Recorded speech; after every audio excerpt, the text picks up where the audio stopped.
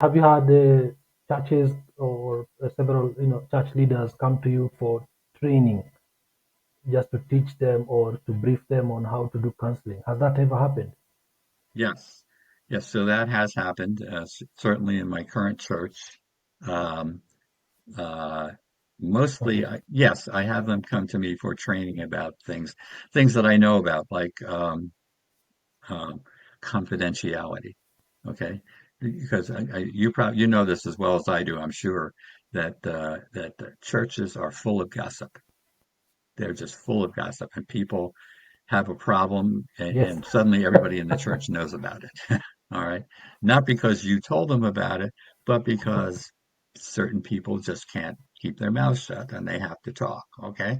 Um, so when it comes to things like confidentiality and how to deal with that, and pastors have that same burden of confidentiality that we as counselors do, which is no, I can't, if you and I, Samuel, if you and I are sitting somewhere having lunch and you ask me about someone that somehow you found out that I'm counseling them, well, how are they doing? I can't tell you a thing. I can't say anything. I can't even admit that they are my counselee. I'm not even permitted to do that. So I can just say, all I can say is, I'm sorry, Samuel, I can't talk about that, you know. Um, but so when you asked, do I help my pastors? Yes, in that way. Our pastors, will sometimes come to me for guidance.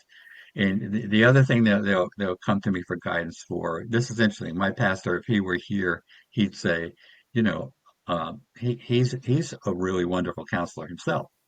All right.